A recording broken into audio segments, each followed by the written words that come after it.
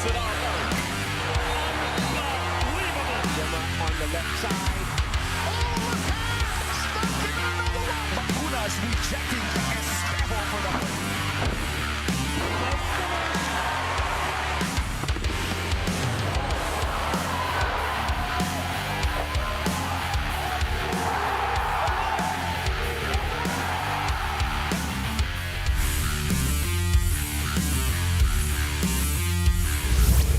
Well, Denise, the NBA All-Star Game may have a new tournament format and it had a lot of reviews, left and right, mixed reviews. Yung iba nagustuhan, yung iba hindi.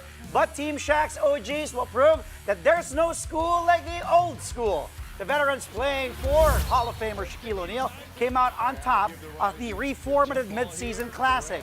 They beat Team Candace Parker's Rising Stars in the semis with Damian Lillard hitting a clutch three for the 42-35 win. Team Shaq then faced Charles Barkley's Global All-Stars in the final round. Team Chuck ran over Kenny Smith's Young Guns in the other semifinal 41-32. In the main event, Team Shaq's firepower was just too much even for a team with the Joker, Nikola Jokic, the Alien, Victor Wembanyama, and MVP frontrunner for this season, Shai Gilgeous-Alexander. Jason Tatum and Steph Curry combined for 27 points as the season ballers secured a dominant 41-25 dub. Chef Curry, of course, obviously, was named All-Star Game MVP for the second time in his decorated career. The hometown hero dropped 12 points, including timely threes, with next year's All-Star Game taking place at the LA Clippers Intuit Dome. Curry shared his thoughts on the evolution of the mid-year showpiece. I mean, I did have some input and a lot of conversations with Adam, the rest of the leadership on where we were last year. We needed a change, needed some new life, new juice in the game, something kind of unexpected. What that answer was collaborative effort to, I think, one, condense the amount of time you're actually playing so that it gives us more clarity on, like, all right, if so we can raise our level of competition and keep it fun for everybody. I think that was a big part of it. Obviously, there's a lot of conversation around the fourth team and the Rising Stars, and the All-Star experience on Sunday is very sacred, and you have to work your way into that. But I think it was a good step in the right direction to reinvigorate the game in some way.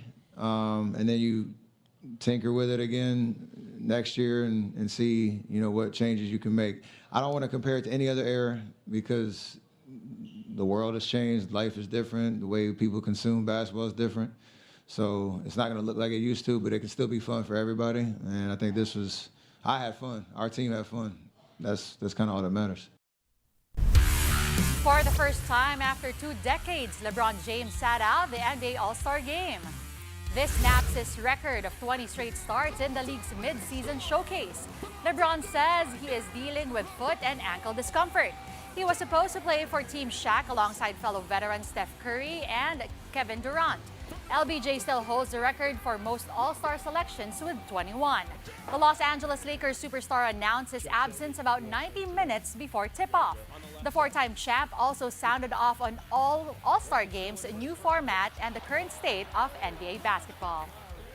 This is the first year for it. I know we got a lot of great, call us the OGs, that's hilarious. We do got a few guys with gray hairs, so that it makes sense. But, that should be fun.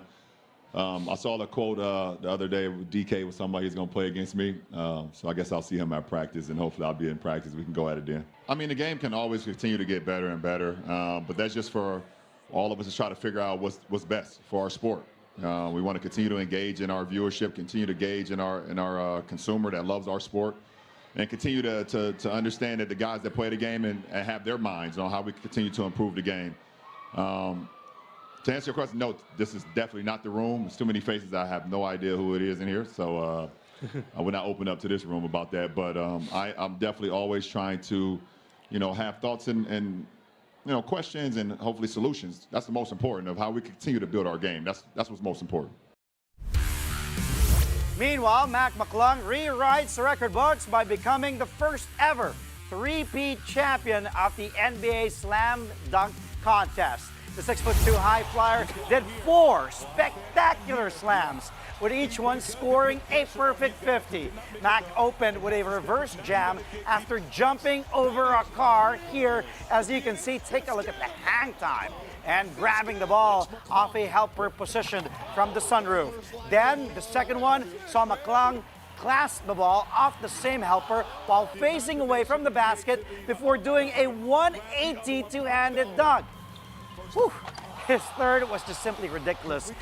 It kept getting ridiculous and ridiculous and ridiculous as it involved 2 balls and a 12-foot ladder and McClung jumping over a full-grown human. For the finisher, McClung leaped over 6'11" big man Evan Mobley, who was standing on a platform, tapped the ball on the front rim before the flush.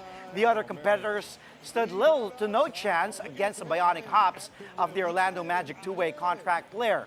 Stephon Castle, though, of the San Antonio Spurs, had a couple of gems in the final round. He did put on a show, but none of them could beat McClung's showstoppers. McClung's 3 dunk titles make him the winningest player now in contest history as well, along with Nate Robinson.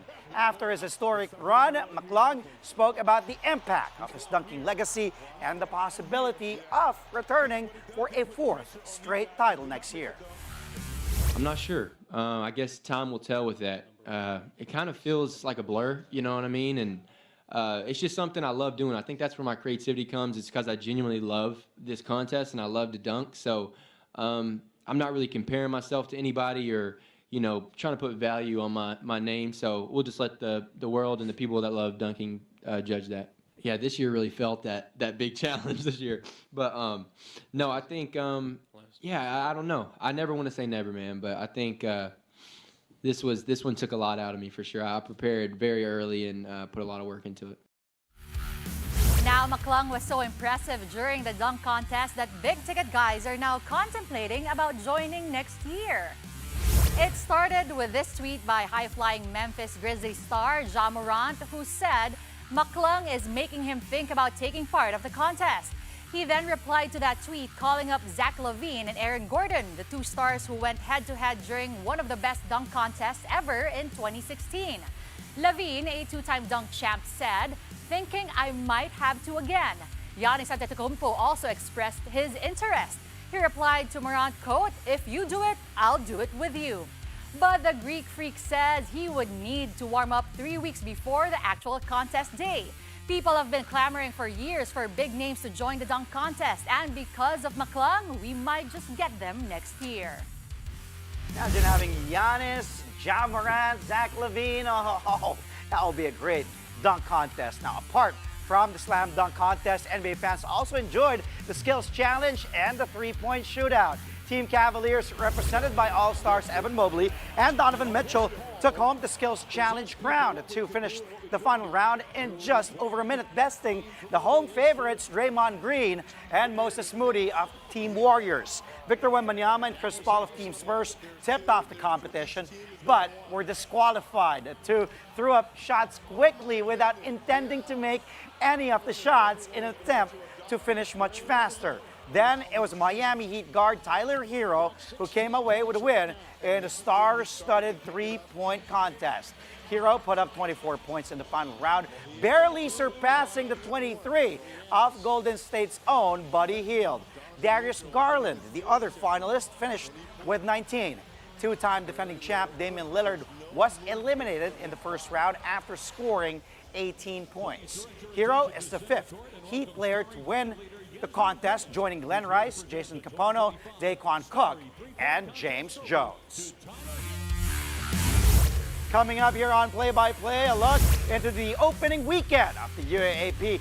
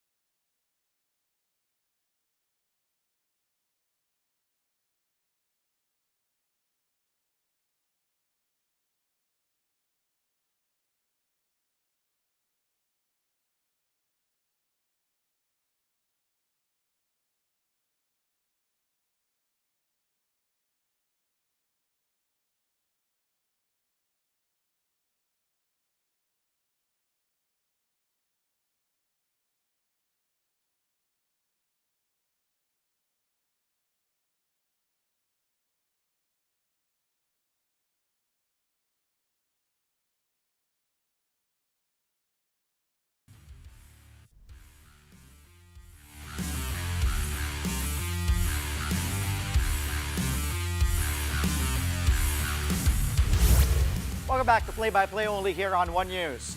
Gilas Pilipinas ends the Doha Invitational on a sour note as they suffer yet another blowout loss, this time to Egypt.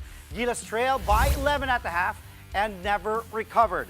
Egypt showing no mercy, even ramping up its offense in the fourth period to lead by as many as 23 points. Final score in this one, 86-55, with 4 members of the Pharaohs scoring in double figures. Gilas had just one player scoring at least 10, with Justin Brownlee getting 18 markers. The Philippine team claimed just one win out of the 3 games played in a Doha mini tournament. They opened with a 74-71 comeback victory over host country Qatar, but then suffered a 75-54 beating at the hands of Lebanon.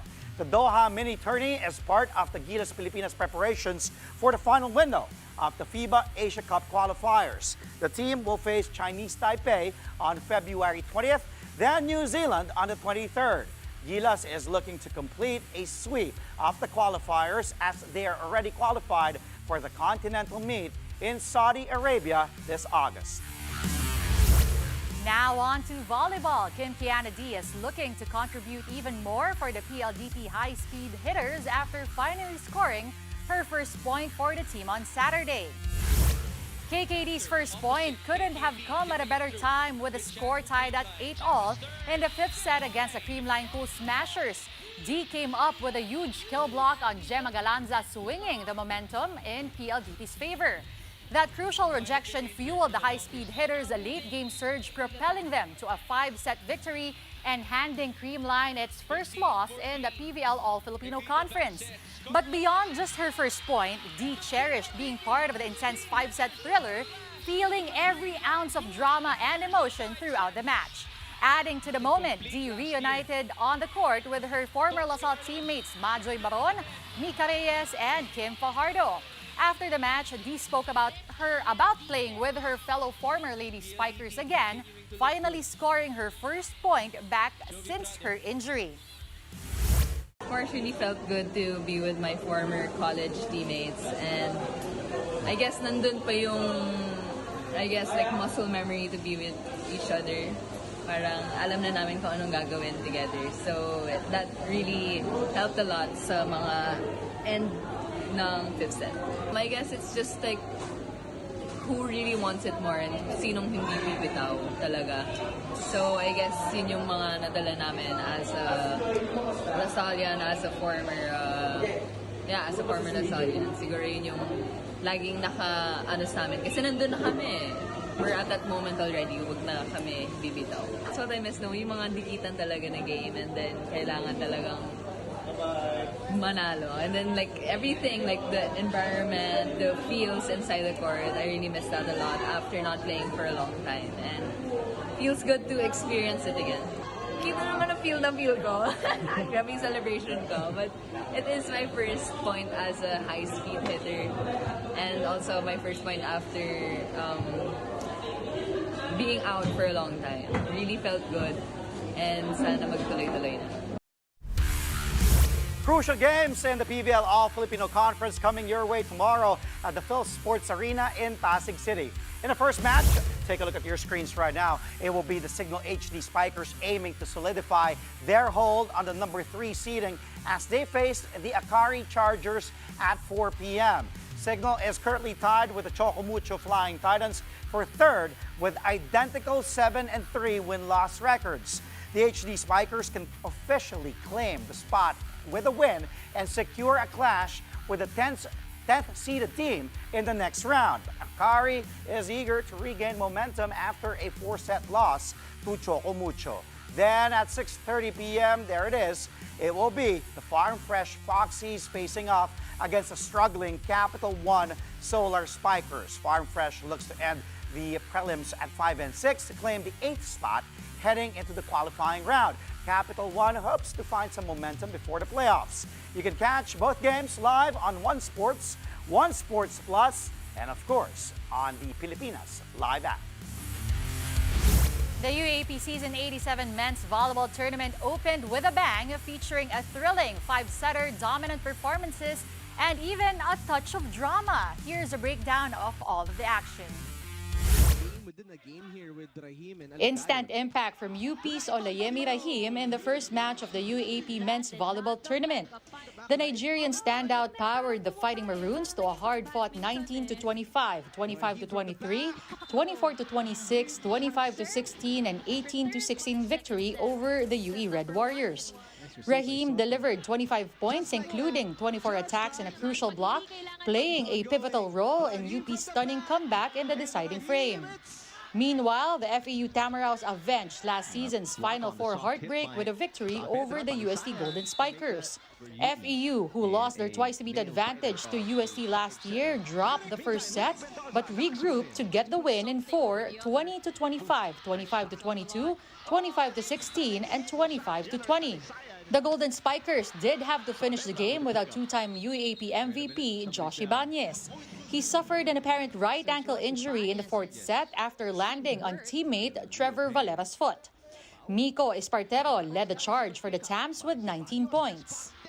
Para sa akin nung bago po ako sumalang dito, inisip ko pa talaga yung laging sinasabi ng mga coaches, lalo na si Coach Ed na minsan na tayo na pagbibigyan ng oportunidad na maglaro dito sa pinakamalaking liga sa Pilipinas. Kaya lagi ako nag-stick sa isis ang moment every game na naglalaro ka sa loob ng court. Ayun, yung mindset lang talaga na yung eagerness na talaga ng team na manalo ngayong first game. As for the Ateneo Blue Eagles, they overcame a third-set hiccup to defeat Adamson Soaring Falcons in 4 sets. Final score, 25-17, 25-19, 22-25, and 25-23, with Ateneo giving head coach Vince Mangolabnan a victorious debut. Ateneo's Kennedy Batas laid down the law, erupting for 24 points, including 5 blocks and 2 aces. And finally, the NU Bulldogs kicked off their 5-peat bid in dominant fashion. They swept the De La Salle University 25-22, 25-22, and 25-19. Despite losing key players Nico Almendras and Joshua Retamar, the Bulldogs showed no signs of slowing down.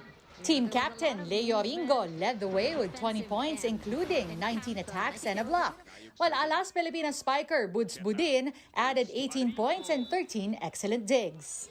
Newcomer Leo Ordiales also impressed in his debut, scoring 9 points. Kahit rookie pala ako, binigyan na sa akin ng tiwala ng mga coaches at sobrang saya dahil ngayon nakalaro na ako sa UAP. Now from the men's, we go to the women's action. We'll also have a recap of all the games during the UAP Season 87 Women's Volleyball Opening Weekend. Play-by-play will be right back.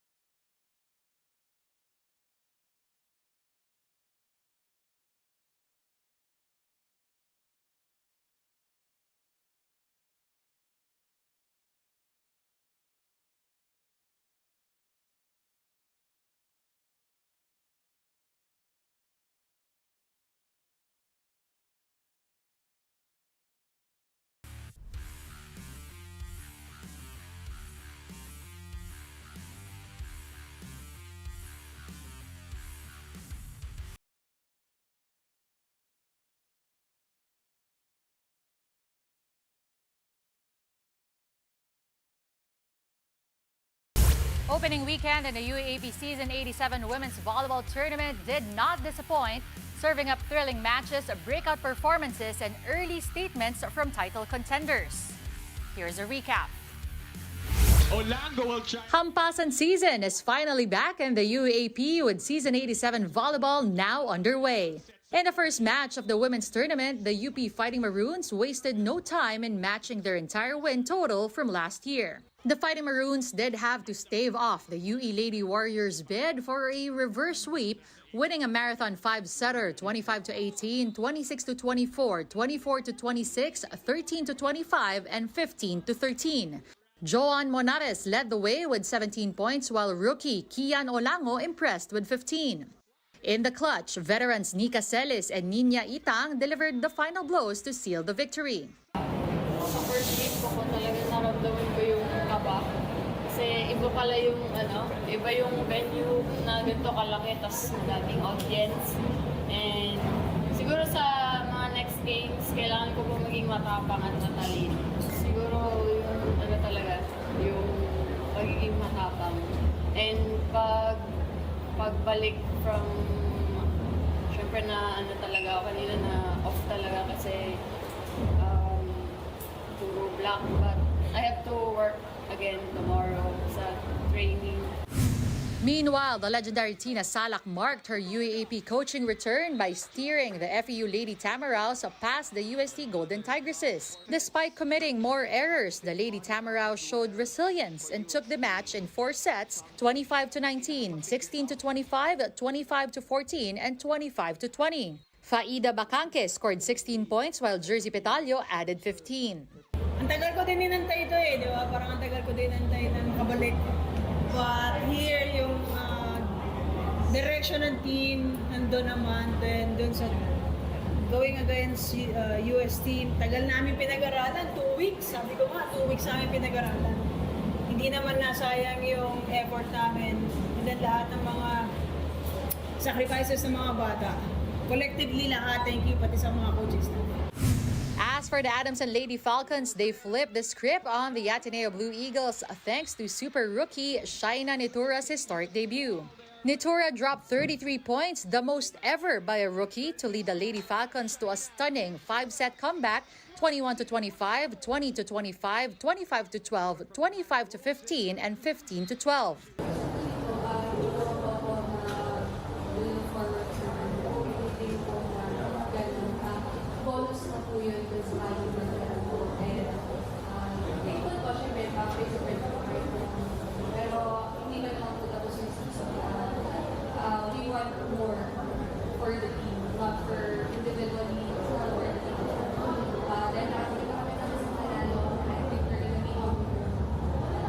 Besides losing the match, Ateneo also saw their prize hitter, Zel Chunashima, go down with a left leg injury. The third-year spiker had to be stretched off the court in the 5th set. Ateneo head coach Sergio Veloso says Chunashima may not be able to play for the rest of the season, but she will be with the team no matter what. And finally, the NU Lady Bulldogs send a strong message by sweeping the De La Salle Lady Spikers in a battle between the league's biggest modern-day rivals. Final score here, 25-23, 25-21, and 25-18 in favor of the defending champions. Bella Belen and Alaisa Solomon combined for 27 points to give their new head coach Sherwin Meneses the victory in his return to the UAP. Siyempre, nung una excited talaga. Siyempre, Lasal yung makakalaban namin. Second is happy talaga ako kasi siyempre 3 sets ka nanalo. And syempre yung mga players talaga nagre-response pag kinakausap. Syempre, yun, masaya ako sa first game ko sa pagbalik ko sa UAAP. Yung mga veteran player namin talagang nagtrabaho ngayon. Gustong-gusto din talaga nila manalo. Shivana Lapot tried to carry LaSalle with 18 points, but Angel Canino struggled with just 7 markers in the marquee match.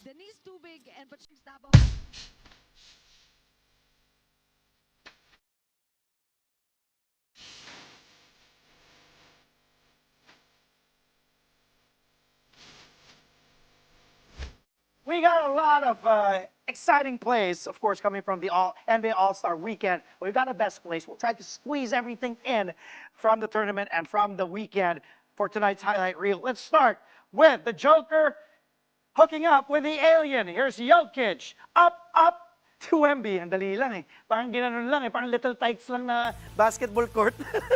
Take a look at this again. The Joker to Wemby. Look at that.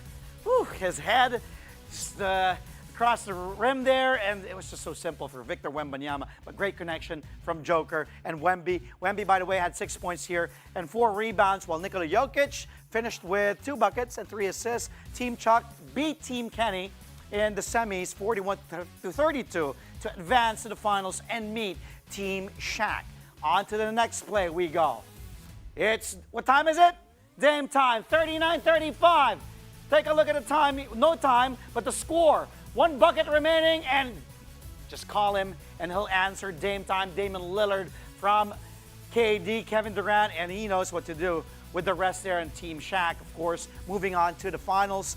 They eliminate Team Cam this year, 42-35. Lillard finished with 9 points to lead the OGs to the championship round against Team Chuck. And off we go to the finals. Here it is. It was a good one in the start, but of course, Steph Curry, the runner off of 1 foot from 3. He knows this arena very well. Chase Center, take a look at this. He makes it look so Steffortless, as Kenny Smith would say. Then the second from the logo. There it is. And then the third, Harden finding Curry. No look. Bang, bang, bang. Automatic.